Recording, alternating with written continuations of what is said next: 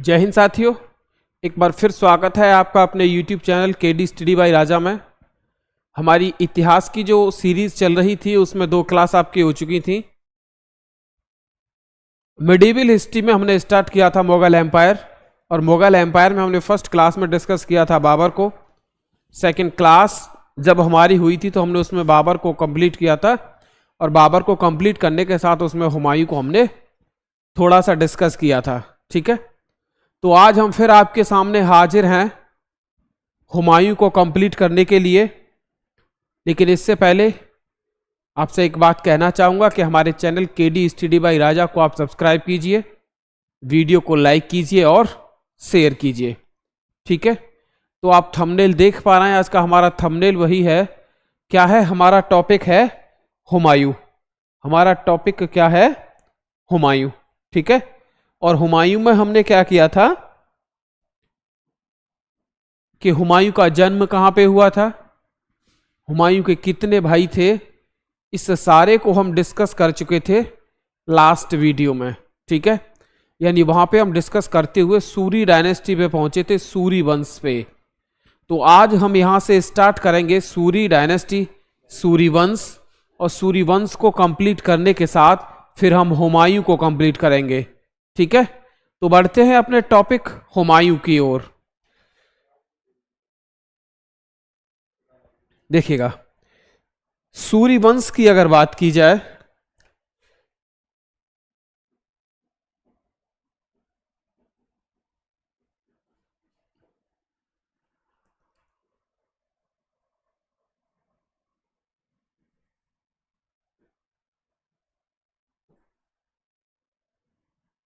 ठीक है, सूरी वंश कब से कब तक था? 1530 से लेके 1540 से लेके 1555 तक। ठीक है, क्योंकि 1555 से लेके 1556 तक फिर दूसरी बार हुमायूं ने भारत पे क्या किया था? शासन किया था। क्योंकि हुमायूं का शासनकाल आपको कितना बताया गया था? 1530 से लेके 1540, और सेकंड टर्म उसका था 1555 से लेके 1556। ठीक है, तो इसी बीच 1540 से लेके 1555 तक जो रहा था वो कौन रहा था? शेर शाह सूरी। शेर शाह सूरी का आप लोग देखिए, इसके बचपन का नाम क्या था?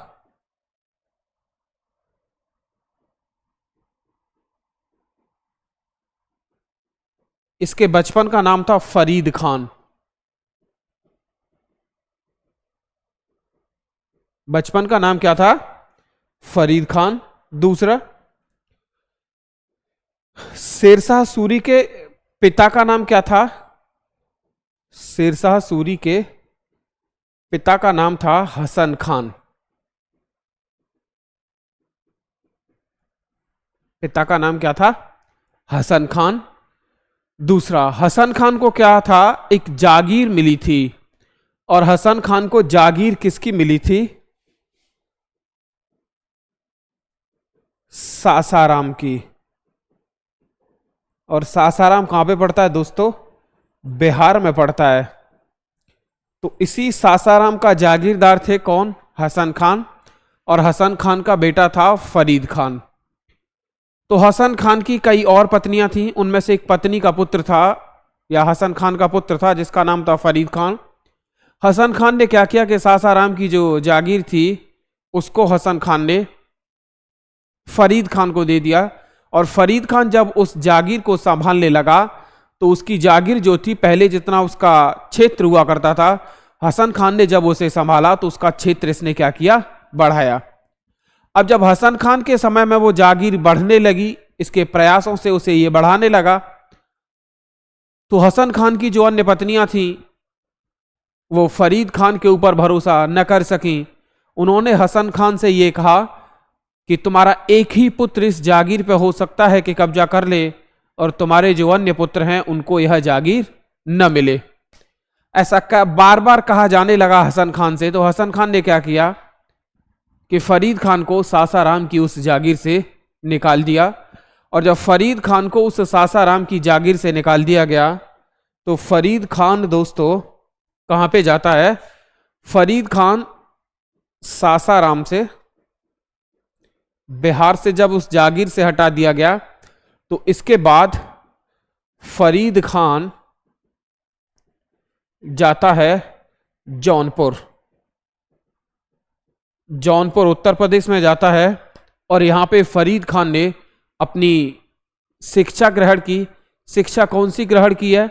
यहां पे इसने घुड़सवारी को सीखा, यहां पे इसने तलवारबाजी को सीखा, और तलवारबाजी सीखने के बाद ये जो फरीद खान था यह एक क्या बन चुका था? यह एक कुशल सैनिक बन चुका था।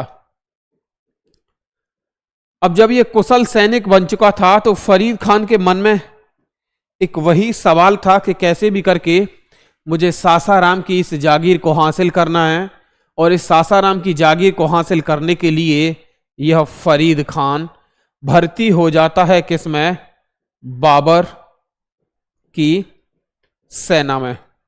इसका मेन मोटिव यह था कि बाबर की सेना में भर्ती होने के बाद बाबर से यह सहायता मांगेगा, और बाबर से सहायता मांगने के बाद ये सासाराम पे फिर आक्रमण करेगा, और जो इसकी पहले जागीर इसके पिता ने इसे दी थी वह उसे फिर से प्राप्त करने की कोशिश करेगा। लेकिन बाबर के सामने यह अपने प्रश्न को न रख सका, और जब बाबर के सामने अपने प्रश्न को न रख सका तो यह सासाराम की जागीर को भी हासिल न कर सका। इसके बाद फिर इसने क्या किया कि बाबर की सेना को इसने छोड़ दिया, और बाबर की सेना को छोड़ने के बाद ये जो हुमायूं था, सॉरी फरीद खान था, फरीद खान कहां पे जाता है? फिर बाबर की सेना को छोड़ने के बाद फरीद खान जाता है दक्षिण बिहार में। कहां पे जाता है? दक्षिण बिहार में। और इस दक्षिण बिहार का दोस्तों शासक हुआ करता था, रूलर, जिसका नाम था बहार खां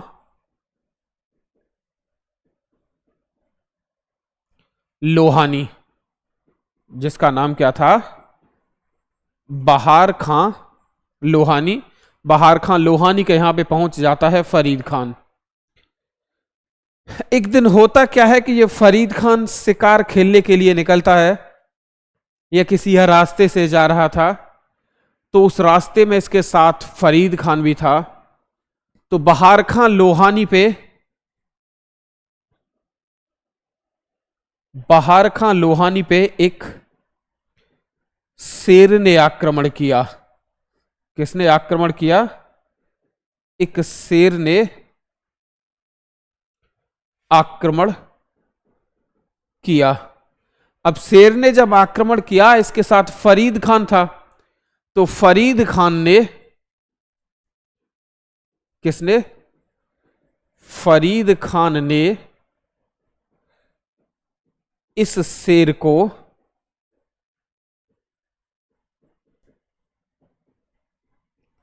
मार दिया। अब जब फरीद खान ने एक ही झटके में तलवार से उसे एक ही वार में खत्म कर दिया, तो बहार खां लोहानी इससे बहुत खुश होता है, और खुश होने के बाद बहार खां लोहानी ने किसको? फरीद खान को एक उपाधि दी। क्या दी? एक उपाधि दी। और उपाधि किसकी दी? शेर खान की। किसकी उपाधि दी? शेर खान की उपाधि दी। और फरीद खान क्या कहलाने लगा? शेर खान। ठीक है। इसके बाद फरीद खान जो था यह दक्षिण बिहार का शासक बन जाता है। वैसे जो बहार खां लोहानी था, इसका एक पुत्र था जिसका नाम था जलाल खान। जलाल खान जो था वह कोई योग्य शासक नहीं था, इसलिए जल्दी ही उसे फरीद खान हटा देता है, और दक्षिण बिहार में शासक बन जाता है कौन? फरीद खान या शेर खान। इससे आगे की कहानी आप लोग देखिए। इसके बाद फरीद खान आक्रमण करता है किस पे?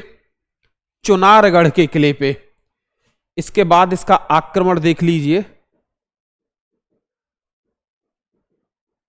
इसके बाद इसने आक्रमण किया किस पे? चुनारगढ़ के किले पर। अब इस चुनारगढ़ के किले पे किसका अधिकार था? तो चुनारगढ़ के किले पर जो अधिकार था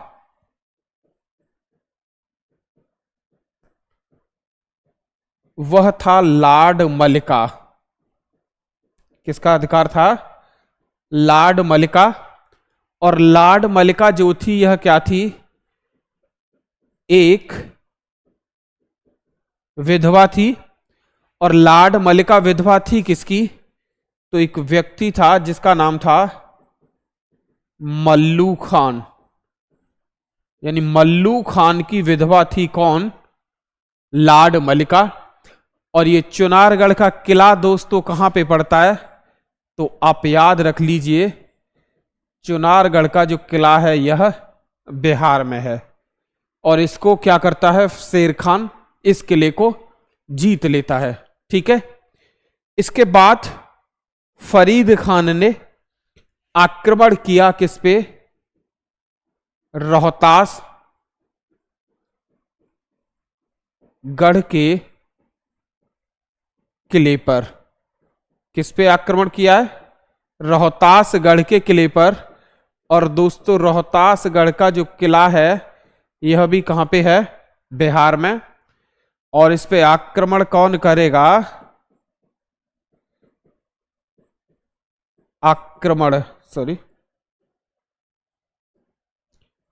आक्रमण किया किसने?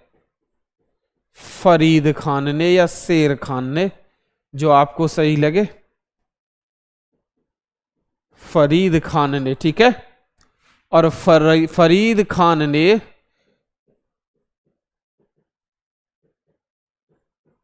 इसे जीत लिया।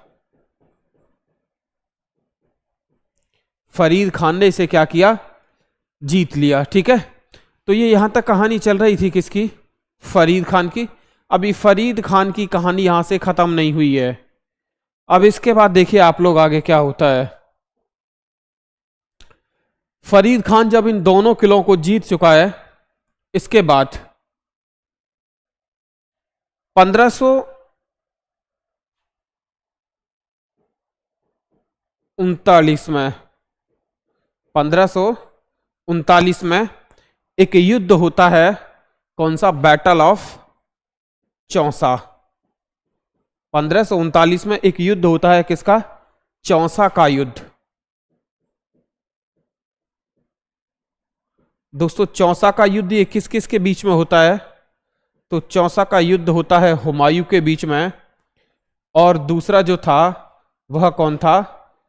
शेर खान। इन दोनों के बीच में यह युद्ध होता है। और इस युद्ध में शेर खान जीत जाता है।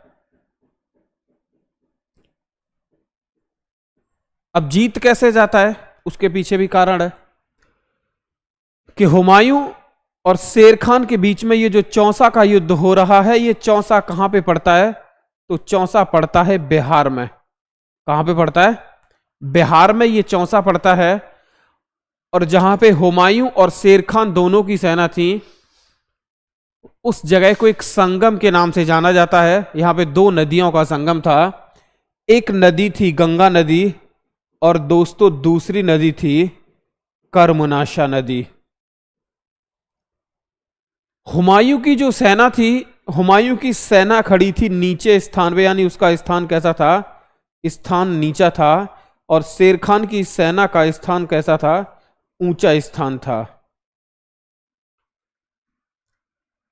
शेर खान ये जानता था कि बारिश का मौसम आएगा, गंगा नदी में पानी भरेगा। हुमायूं की सेना का स्थान नीचा है, तो उसकी सेना के नीचे क्या भरेगा? पानी भर जाएगा। और जब सेना के नीचे पानी भर जाएगा तो युद्ध लड़ने के लिए हुमायूं की सेना को काफी ज्यादा समस्या का सामना करना पड़ेगा। इसी का इंतजार करता रहा कौन? शेर खान या फरीद खान। ऐसा ही हुआ। बारिश का मौसम आया, हुमायूं की सेना के नीचे पानी बढ़ा। हुमायूं की सेना का यह बताया जाता कि उसके पास बड़े बड़े धनुष थे उसकी सेना में, जिन्हें जमीन पर रख के चलाया जाता था। अब जब पानी भर गया तो उन धनुषों को चलाना संभव नहीं था, इसलिए यह बताया जाता कि हुमायूं ने पीछे हटना निश्चित किया कि हम इस युद्ध से क्या करना चाहते हैं, थोड़ा पीछे हटेंगे, कुछ दिनों बाद फिर इस युद्ध को हम लड़ सकते हैं। अब जैसे ही हुमायूं अपने स्थान से पीछे हटने लगा, उस पर आक्रमण करता है कौन? फरीद खान। और फरीद खान जब आक्रमण करता है तो उस समय उस युद्ध को फरीद खान क्या करता है? जीत जाता है। अब जब फरीद खान इस युद्ध को जीत जाता है तो हुमायूं ने क्या किया? गंगा नदी के किनारे यह युद्ध हो रहा था, तो हुमायूं जब युद्ध को छोड़ के भागता है तो हुमायूं गंगा नदी में कूद जाता है। और यह बताया जाता है कि गंगा नदी में जब हुमायूं डूबने लगा तो उसी समय एक व्यक्ति वहां पे नाव चला रहा था, और उस व्यक्ति का नाम था निजाम भिस्ती। उसका नाम क्या था?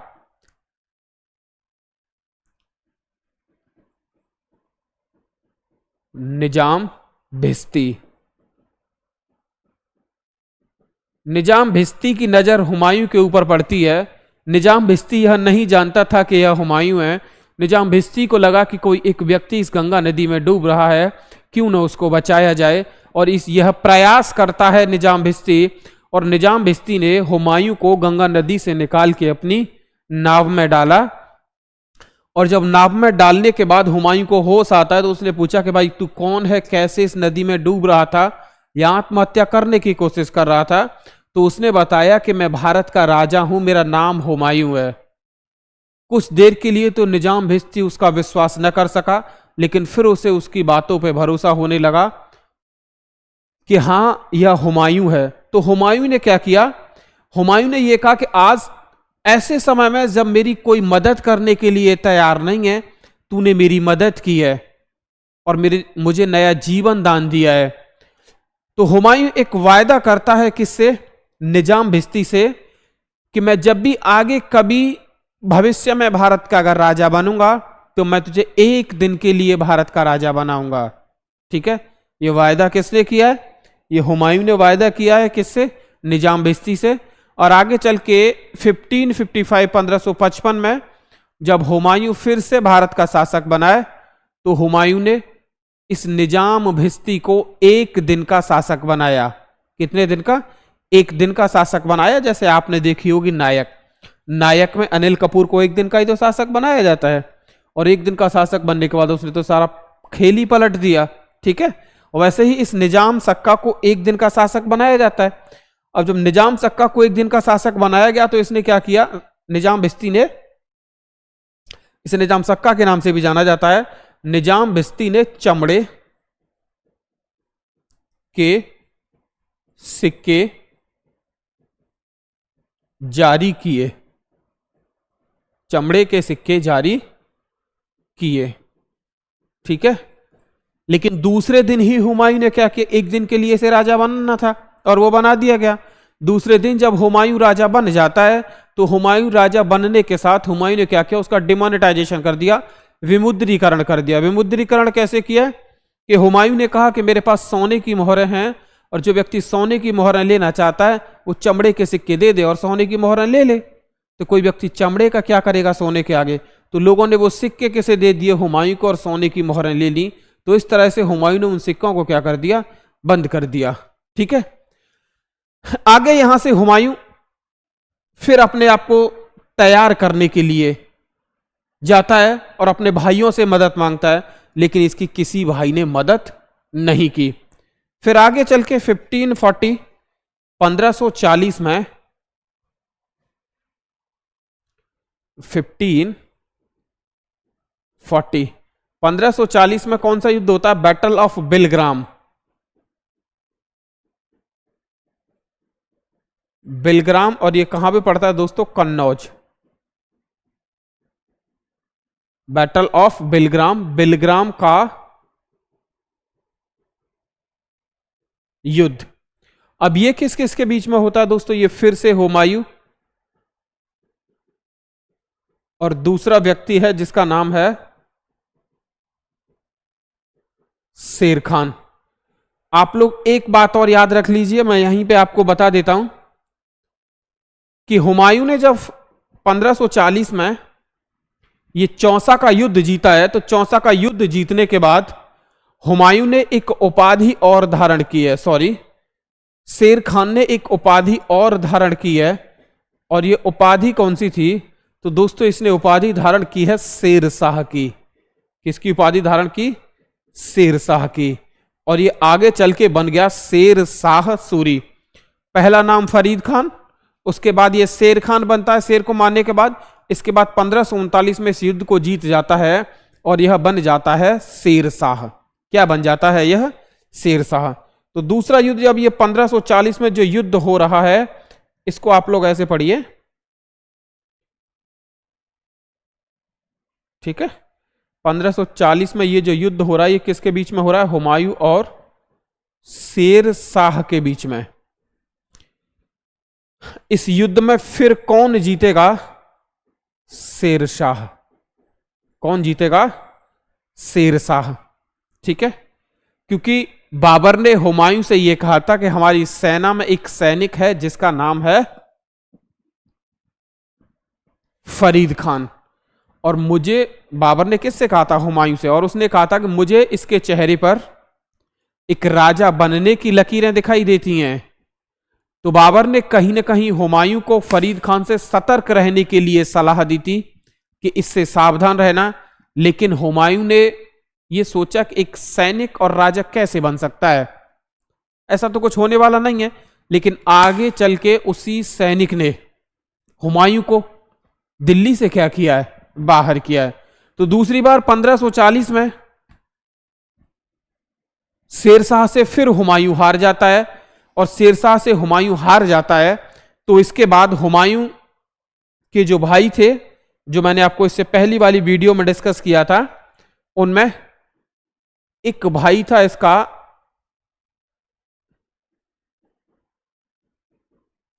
कामरान, और एक भाई था इसका अस्करी, और एक भाई था इसका हिंदाल, ठीक है। अब हुमायूं युद्ध को हारने के बाद पहुंचता है कामरान के पास और अस्करी के पास। इन दोनों ने हुमायूं की मदद करने से मना कर दिया कि हम तेरी कोई मदद नहीं कर सकते हैं। क्यों नहीं कर सकते हैं? क्योंकि कामरान जो था, कामरान चाहता था कि मैं दिल्ली का राजा बनूं। मैं कहां का राजा बनूं? दिल्ली का राजा बनूं। और अस्करी ने भी इसकी कोई मदद नहीं की, लेकिन हिंदाल ने हुमायूं की मदद की। किसकी मदद की? हिंदाल ने हुमायूं की मदद की। और हिंदाल ने हुमायूं को 6 महीने, कितने महीने दोस्तों? हिंदाल ने हुमायूं को 6 महीने अपने पास रखा। कितने महीने अपने पास रखा? 6 महीने। इसी बीच होता क्या है कि ये जो हिंदाल है, इस हिंदाल के एक टीचर हुआ करते थे, गुरु। हिंदाल के गुरु थे जिनका नाम था मीर अली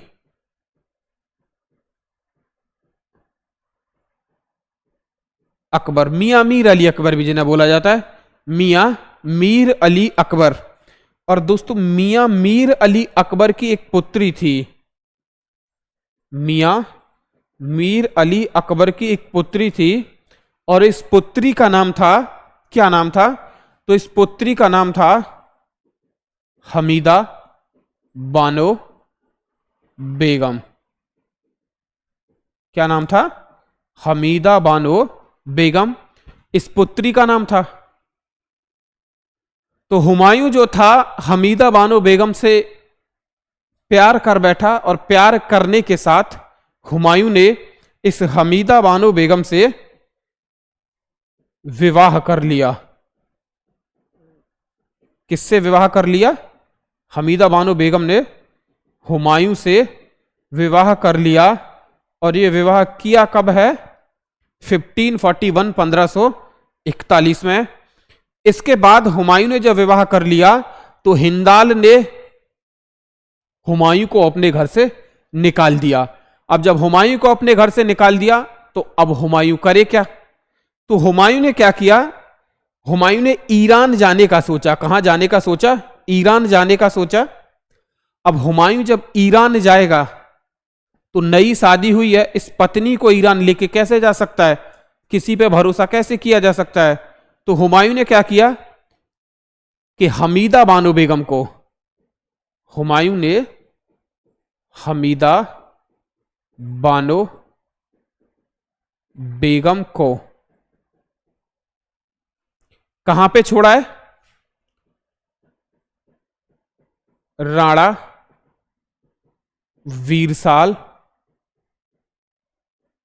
के महल में छोड़ दिया। ठीक है। अब राणा वीरसाल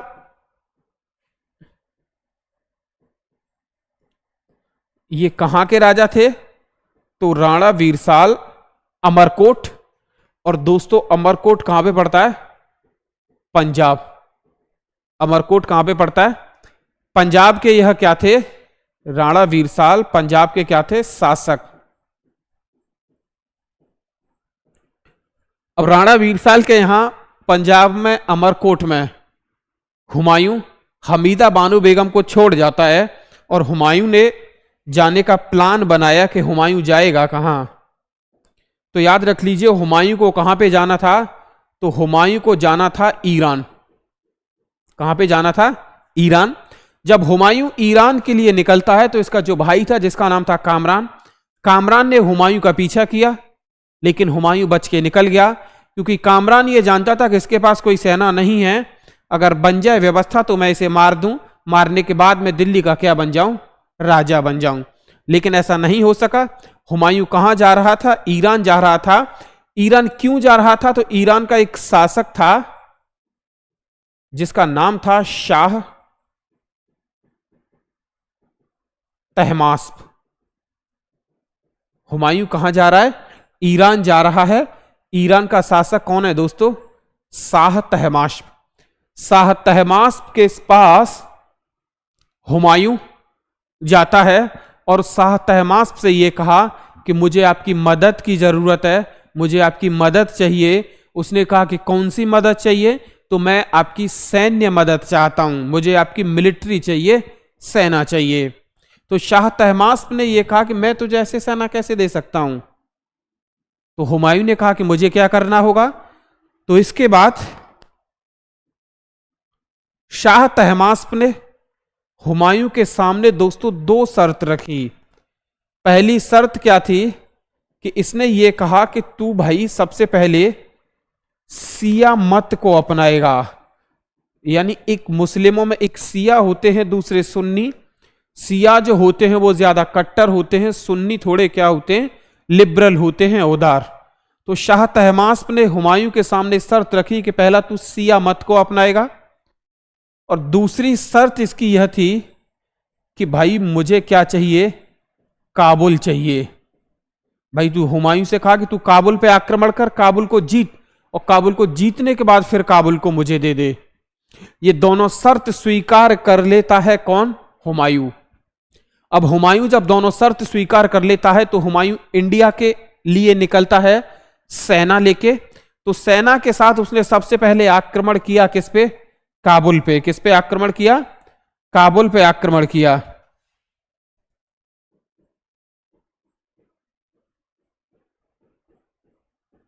काबुल पर आक्रमण, और काबुल पे आक्रमण करने के बाद दोस्तों काबुल में था कौन, तो काबुल में था कामरान। काबुल पर आक्रमण किया किसने किया, हुमायूं ने, और कामरान को क्या किया, मार दिया। कामरान को क्या किया, मार दिया। ठीक है, कामरान की कहानी खत्म हो गई। इसके बाद 1555 में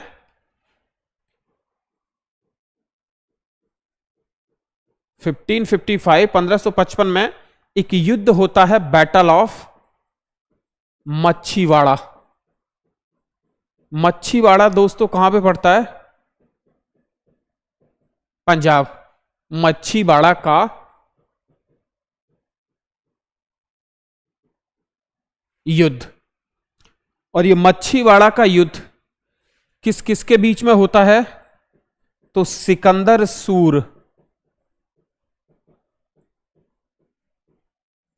सिकंदर सूर बेटा था शेरशाह सूरी का, और किसके बीच में होता है? हुमायूं के बीच में। अब इस युद्ध में दोस्तों कौन जीत जाता है?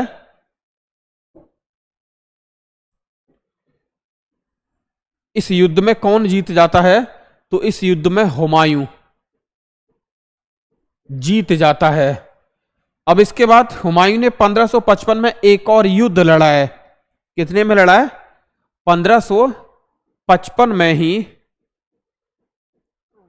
एक और युद्ध लड़ा है, और वो युद्ध कौन सा था?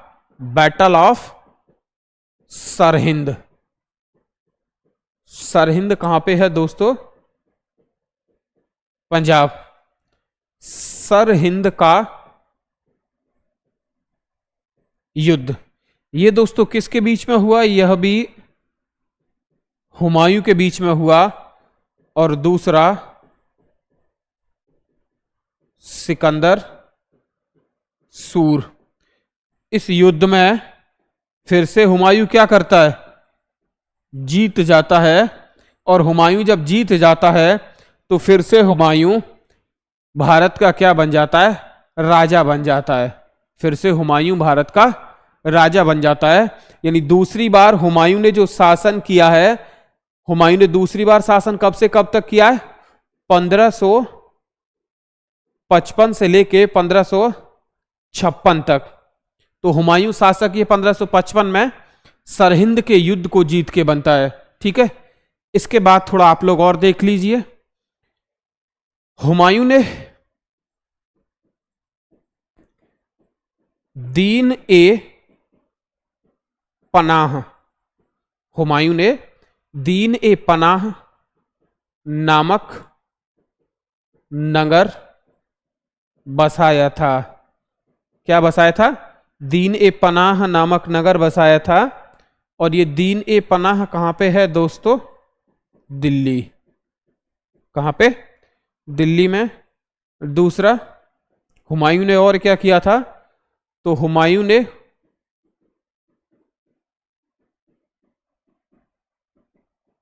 एक पुस्तकालय का निर्माण करवाया था, और इस पुस्तकालय का निर्माण करवाया था जिसका नाम क्या था? शेर ए मंडल। जिसका नाम क्या था? शेर ए मंडल। और इसी शेर ए मंडल की सीढ़ियों से गिरकर, इसी शेर ए मंडल की सीढ़ियों से गिरकर 1556 में इसी शेर ए मंडल की सीढ़ियों से गिरकर 1556 में हुमायूं मर गया। यानी हुमायूं की कहानी खत्म हो गई।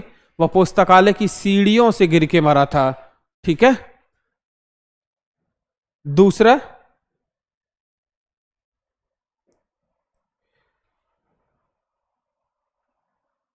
देखिए, हुमायूं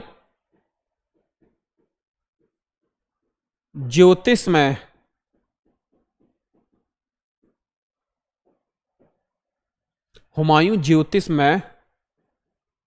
विश्वास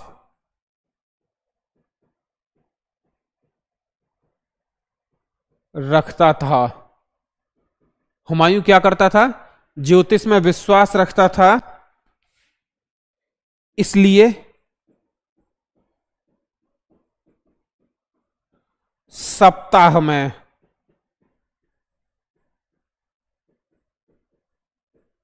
7 दिन हुमायूं ज्योतिष में विश्वास रखता था। इसलिए सप्ताह में 7 दिन 7 रंग के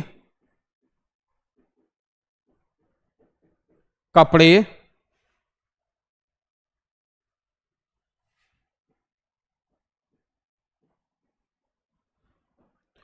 पहनता था। कैसे कपड़े पहनता था? सप्ताह में 7 दिन 7 रंग के कपड़े पहनता था। कौन? हुमायूं। दूसरा, हुमायूं अफीम का नशा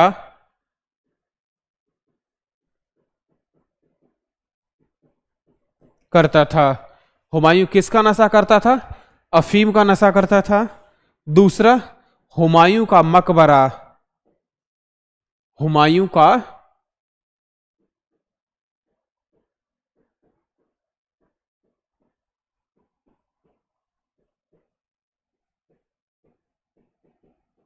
मकबरा कहां पे है दोस्तों? निजामुद्दीन